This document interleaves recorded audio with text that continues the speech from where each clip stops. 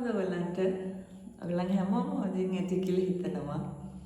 අද first time මගේ channel එක බලන කෙනෙක් නම් ඔයා ගොඩක් ආදරෙන් මගේ channel එකට එකතු කරගන්නවා. මගේ පහුගිය වීඩියෝ එකට මට ගොඩක් යාළුවෝ එකතු වුණා. ඒක ඇත්තටම මට ගොඩක් සතුටුයි.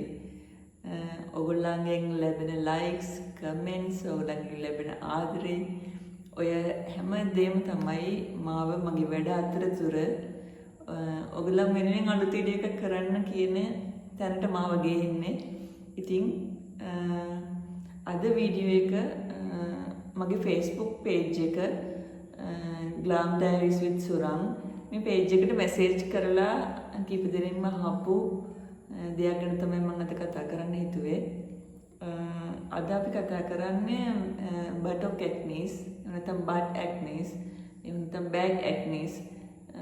එහෙම නැත්නම් අපි සිංහලෙන් කියනවා නම් තට්ටම් ප්‍රදේශ සහ පිට ප්‍රදේශයේ ඇතිවෙන කුරුලෑ තත්ත්වය.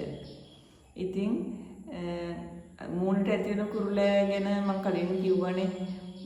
මට ડોක්ටර්ස්ලා රෙකමන්ඩ් කරපු දේවල් ඒ වගේ ඕනෑම ෂෙයා කරගත්තානේ.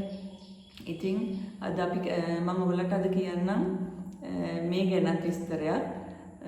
ඔයගලන්ට තව උනාර මේ ගැන අහලා ප්‍රශ්න මොනවාරි තිබුණොත් මට කමෙන්ට් එකක් දාන්න මම අනිවාර්යයෙන්ම රිප්ලයි එකක් දෙනවා. ඉතින් එහෙනම් අද වීඩියෝ එකට යමු අපි.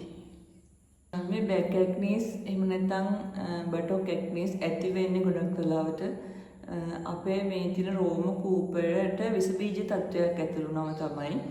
ක්‍රම ළමයි පිරිසුදුකම වැදගත්. ඔයගොල්ලන් නිතර දාඩි දාන කෙනෙක් නම් පුළුවන් හැම වෙලාවෙම වොෂ් එකක් දාගන්න.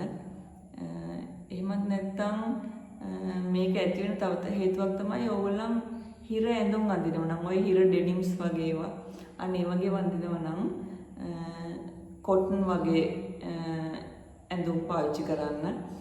ඇඟට තද නැති නිතරම දහඩිය පිට වෙන සැහැල්ලු හොඳට වාතාශ්‍රය ලැබෙන ඇඳුම් පාවිච්චි කරන්න. ඉතින් ඔයගොල්ලන් කල්පනා කරලා බලන්න ඔයගොල්ලන්ගේ මේ ඇක්නිස් වලට හේතුව මේවයි මොනවද කියලා මම කියන ඒවයින්. බැක් ඇක්නිස් වලට මම කියන්නම් ඔයගොල්ලන් බැක් ඇක්නිස් තියෙන කෙනෙක් නම් ඉස්සරලම බලන්න ඔයගොල්ලන්ට ඩැන්ඩ්‍රෆ් තියෙනවද කියලා. ඉස්සොරි තියෙද්දි අපි දැන් නානකොට මෝ වැටිලා නිකම් ඔබ දන්නේ නැතුව ඇක්නිස් වෙන්න හැදෙන්න පුළුවන්.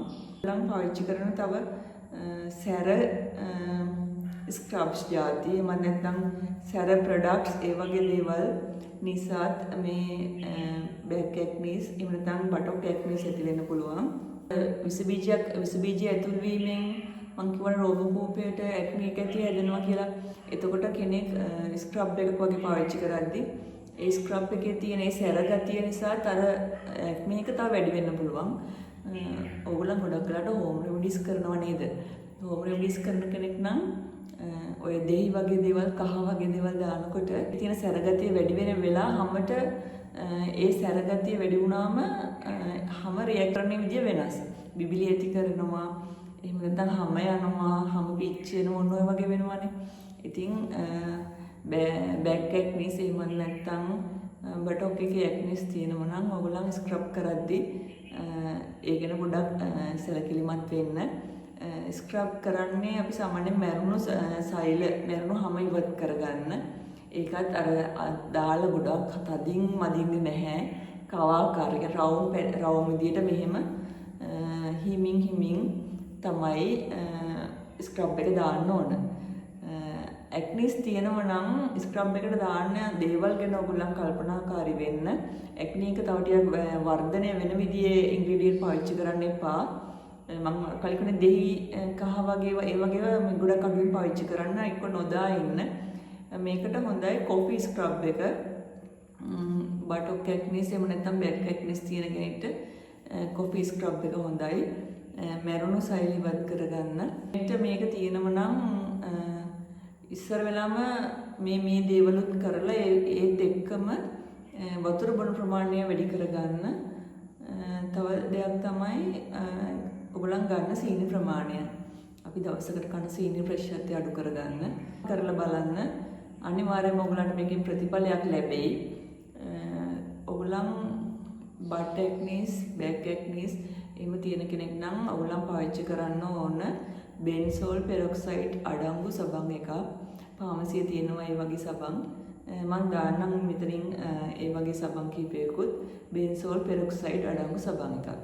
ඔයගොල්ලන් ඒ කුරුල්ලා තියෙන තැන්වල බෙන්සෝල් පෙරොක්සයිඩ් සබන් ගාලා හොඳට පිරිසුදු කරගන්න ඕනි. ඊළඟට ස්ක්‍රබ් එකක් යූස් කරන තත්ත්වයේ තියෙනවා නම් ඒ කියන්නේ ඇක්නිස් ලොකුවට නැතුව සාමාන්‍යයෙන් මරුණාම වගේ ඉවත් කරගන්න පුළුවන් තත්ත්වයේ තියෙනවා නම් මෘදුවට කවාකාරව ඔයගොල්ලන්ට ස්ක්‍රබ් එක ගාලා අතුල්ලලා හැමේ තියෙන අර මරුණාම ඉවත් වෙලා වේලි ගතිය අඩු වෙන්න ස්ක්‍රබ් කරගන්න පුළුවන්. ස්ක්‍රබ් කරාට පස්සේ මේක හොඳට මොයිස්චර් කරන්න. විශේෂයෙන්ම මේ තට්ටම් ප්‍රදේශය නම් වේලිච්ච ගතිය අඩු කරගන්න. වේලිච්ච ගතිය අඩු කරලා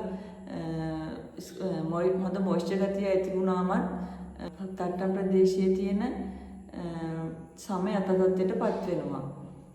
අනිත් දේ තමයි ඕගොල්ලන් මම ඔයගලන්ට කිව්වනේ පුළුවන් නම් ඔයගලන්ට ගන්න කියලා නිකන් අපි ගාන සබන් නැතුව බෙන්සෝල් පෙරොක්සයිඩ් අඩංගු සබන් එකක් බෙන්සෝල් පෙරොක්සයිඩ් අඩංගු සබන්කින් ගාලා ඊට පස්සේ ඔයගොල්ලන් ඇඩ්ප්‍රීන් ජෙල් එක පාවිච්චි කරන්න පුළුවන් ඒ ස්පොට් ට්‍රීට්මන්ට් එකක් විදියට ඇක්නි එක තියෙන තැන විතරක් ඇඩ්ප්‍රීන් ජෙල් එක ගාලා තියන්න පුළුවන්. ඉතින් ඔයගොල්ලන්ට මොනවා හරි මේ ගැන ප්‍රශ්න තියෙනවා නම් ඔයගොල්ලන් මට කමෙන්ට් එකක් දාන්න. තව දෙයක් තමයි සිටිව් ඒරියාස් වල ඔයගොල්ලන් දේවල් ගන්නකොට බොහොම කල්පනාවෙන් මම එක මම අර හෝම් රෙමඩීස් වගේ දේවල් සෙන්සිටිව් ඒරියාස් වලට රෙකමන්ඩ් කරන්නේ නැහැ කියලා.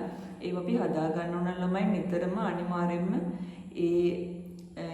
අපි හදාගන්න දේවල්, ගෙදරදී හදාගන්න දේවල් ගොඩක්ම විස බීජ රහිතයි කියලා අපි හොඳට දැනගන්න ඕනේ. නැත්නම් වෙන්නේ අපේ තියෙන ඒ තත්ත්වය තව ටිකක් වැඩි වෙන එක. ඔයාලා වර්ක්අවුට් කරන කෙනෙක් නම් එහෙම නැත්නම් ඇඟට ගොඩක් දාඩිය දාන වගේ කෙනෙක් නම් නිතරම දාඩිය දැම්මට පස්සේ හොඳට වොෂ් එකක් දාගන්න.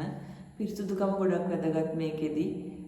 ඔයගොල්ලන්ගේ පිරිසුදුකමේ තරම මත තමයි මේ ඇක්නි එක හොඳ වීම හෝ වැඩි වීම ඇති වෙන්නේ. ඔයගොල්ලන්ට මම කියවනේ ඔයගොල්ලන්ට බෙන්සෝල් පෙරොක්සයිඩ් අඩංගු සබන් එකක් මේකට යූස් කරන්න පුළුවන් කියලා සෝදන්න. ඊළඟට මම ගොඩක්ම ඇක්නි තත්ත්වයක් තියෙනවා නම් ඇඩ්ප්‍රීන් ජෙල් එක යූස් කරන්න කියලා. මම ඔයගොල්ලන්ට කියන්න තව නිතරම මොයිස්චර් කරන්න කියලා.